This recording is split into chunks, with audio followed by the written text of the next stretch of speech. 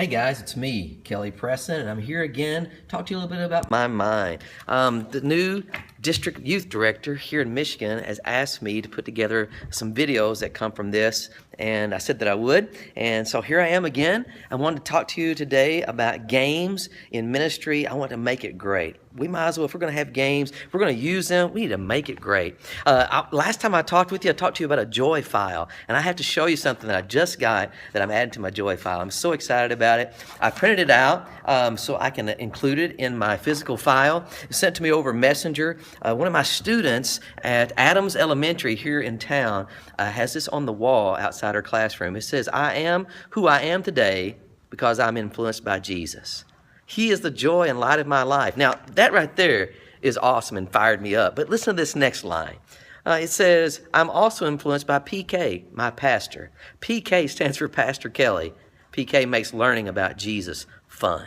Whoa. You know, there's more to it than that, but I just want to share that with you. If you haven't started a Joy file, then get busy and start one. I'm telling you what, looking back on that, that's enough to keep you going, man, through a hard time. To know that one of your kids not only is leaning on Jesus, but has that to say about you, and it's posted outside of her public elementary school classroom. Well, let's talk about games right now. I'm going to refer to my notes a little bit, so I hope that you don't mind. But, you know, my favorite kind of game is a game that's just as much fun to watch as it is to play.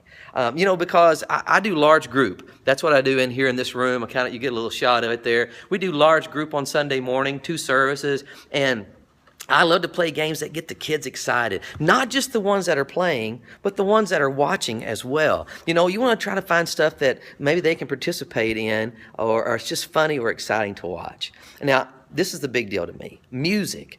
Music is incredibly important if you're playing games. I know I use music for nearly every game that we play, almost every single thing. My staff and I, we choose music that has an exciting beat, something that's awesome, something that gets kids pumped up that they like to hear. We use it when we're picking our contestants. We use it when they're to see who's going to answer the review question to play. We use it while we're playing. We use it while we're setting up, and we use it to celebrate who has won. Music can really set a great atmosphere. You know, it can not do more than that. It can also set an emotion in the room. That's why music is so powerful. The right music in itself can create excitement. And that's what I want. I want our kids' service to be exciting. I want Jesus to be fun. I want them to be looking forward to praising the Lord, not like, oh, it's time to sing, or oh, it's time to watch this or that. You know what? Music can help me do that, make it exciting, even for the ones that aren't participating. You know, when I first found this out, I first noticed this when I was just a preteen myself.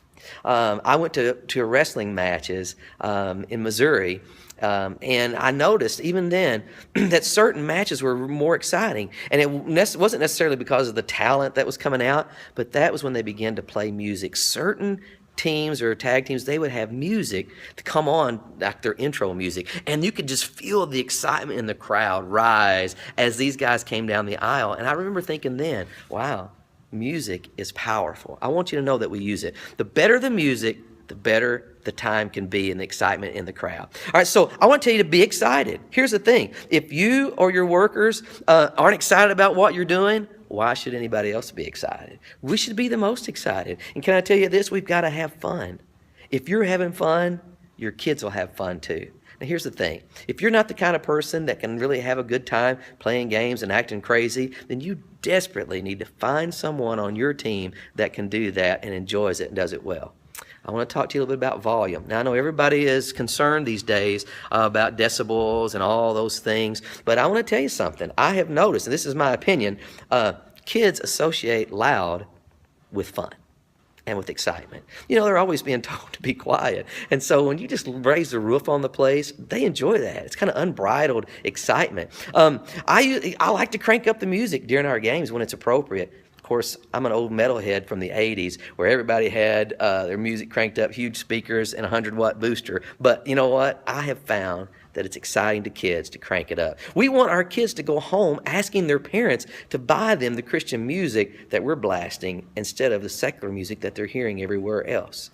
And the truth is, kids are listening to music, and I want it to be the music that will be beneficial to them as much as possible. All right, I want to talk to you about this too. Excuse me, that tastes pretty good. You want to taste it for me?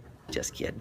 Hey, there's a reason that they call it dead time during games or during anything else. Use music. Use music when you're getting your props out. If you're got to set something up, have music playing while you're doing it. Have music while the kids are coming up and you're celebrating that they knew the answer to the question.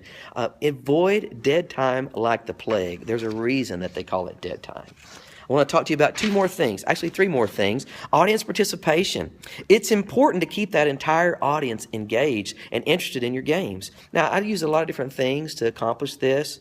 We try to create games that are fun to watch, like we said earlier, but we also like to position players where, like if it's a water game, maybe some water would get splashed on the people in the crowd, or maybe there's a frisbee soaring over their heads, or a possibility for a ball to go in the section where they're setting. That just keeps them engaged and adds to the fun for everyone. Another thing that we do to make it fun and interesting and just make it great is sometimes we'll have competition between the girls and the boys, and we give away points for the team that scores or that wins, and it really kind of builds team camaraderie, and it's just fun. I don't think I said that right. Anyway, all right, so use those competitions. Kids love competition.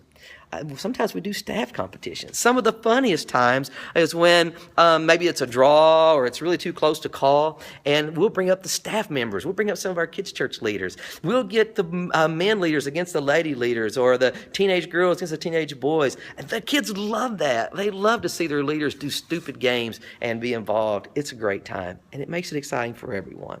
The last thing I want to say about it is winning and losing. Now, I know that we live in a society that says, oh, everybody's a winner, you know, and all those things. And I believe everybody's a winner that knows Jesus Christ. But the truth is, everybody can't win every time. In this life, there's winners and losers at everything that we do. And, you know, we don't highlight the winner and make the loser feel bad, but we do celebrate the one who has won. And we have maybe a consolation prize for the team that didn't do so well, and we congratulate them on knowing the answer to the review question from the prior week. That's a big deal. We celebrate all the way around. Hey, I want to encourage you to use games, have fun with your kids, take the parameters off, blow that place apart. Let it be so much fun that kids cannot wait until it's time to do the same thing again next week. Hey, God bless you guys. I hope it was a help to you, and we'll see you next week.